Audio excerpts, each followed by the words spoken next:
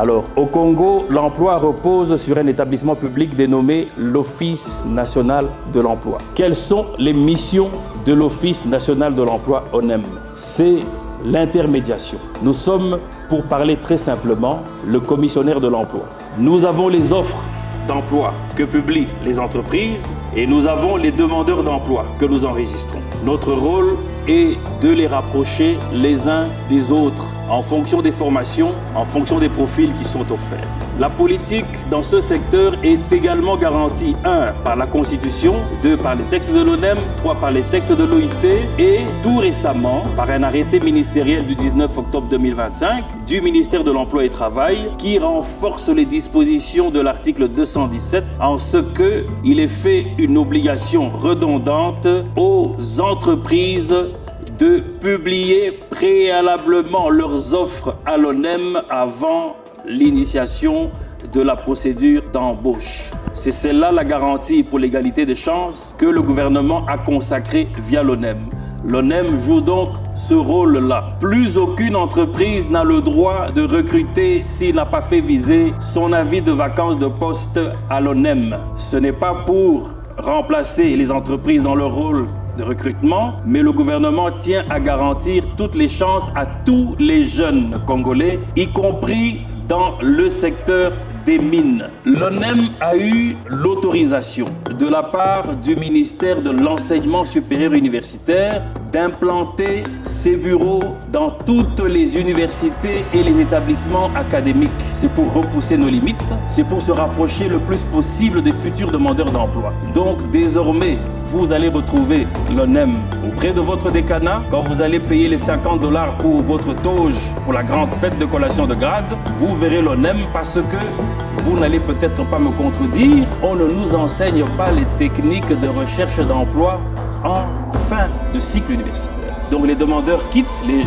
pauvres étudiants quittent le banc universitaire. Ils ne savent même pas que pour être reconnu selon l'OIT comme chômeur ou demandeur d'emploi, il faut être enregistré auprès du service public d'emploi de votre pays. Il faut commencer par là. Donc nous allons plus loin dans l'enseignement des techniques de recherche d'emploi pour vous donner la chance de pouvoir arracher le premier job de votre vie. Tertio, nous sommes à l'ère de la digitalisation. Plus rien ne se fait sans nos téléphones, sans l'intelligence artificielle, sans notre ordinateur. Ceux qui ont des téléphones Samsung dans la salle, vous pouvez aller sur l'application, rechercher l'application Mikuba. Vous avez aujourd'hui désormais l'ONEM sur votre téléphone. Dans une semaine, vous allez sur Apple Store, vous allez trouver l'application mobile sur les iPhones. Vous avez désormais, d'ici au 30 juin, l'ONEM sur vos téléphones. Vous avez l'ONEM sur votre ordinateur en allant sur www.onem.cd. Ceci, c'est pour garantir les chances, vous donner toutes les opportunités pour que vous-même, détenteur d'un diplôme ou non, vous puissiez challenger avec les autres diplômés et pouvoir discuter avec votre futur employeur. Il faut parler des choses vraies, des choses qui existent. On nous a toujours reproché, nous l'ONEM, quand on reçoit les offres d'emploi, de favoriser nos oncles, nos neveux. Donc vous-même, vous postez votre CV sur le site et le site vous montre les emplois qui matchent avec votre profil.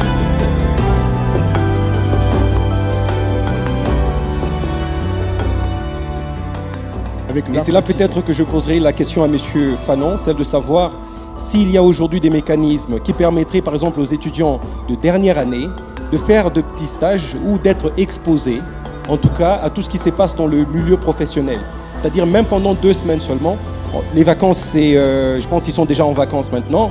Vraiment mettre des mécanismes en place où on sait que telle université, par exemple l'université Lubumbashi, travaille avec Kamoa, KCC, pendant 2 semaines ou 2 mois, on peut envoyer des jeunes géologues qui sont en train de faire, je ne sais pas quelles spécifications dans ces secteurs-là, on peut les exposer déjà à ce qui est en train de se faire sur terrain. Est-ce que quelque chose comme ça est imaginé au niveau de l'ONEM?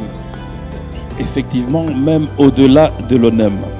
Il s'est tenu au mois de novembre passé la table ronde nationale sur l'entrepreneuriat des jeunes et l'emploi. De cette table ronde autour du chef de l'État, nous avons pris une des résolutions sur les 307, celle de rabattre l'exigence de l'expérience préalable à l'embauche.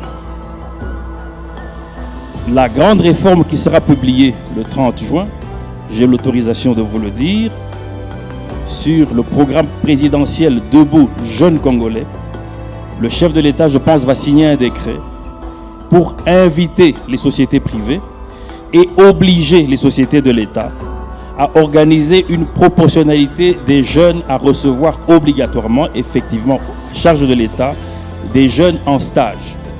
De là, il faut revoir aussi le code du travail qui n'est pas du tout formel sur l'organisation des stages en entreprise. Ce qui se fait sur terrain, ce sont des réalisations de fait. Cela sera formalisé. Pourquoi? C'est pour permettre aux jeunes diplômés expérience zéro d'entrer vite en stage auprès d'une entreprise, de se faire connaître, se faire apprécier, pourquoi pas se faire engager, et vite apprendre avec un papier en main à la fin de son stage. Parce que sur terrain, tous les jeunes que nous avons ici, ils vont chercher de l'emploi. Le poste qui est disponible, expérience 5 ans. Bon, lui, il a expérience 0, ça veut dire qu'il est d'office disqualifié. Et donc le gouvernement a décidé de rompre ça et d'offrir plus de chances à tous les jeunes diplômés d'avoir leur premier stage dès la sortie d'école.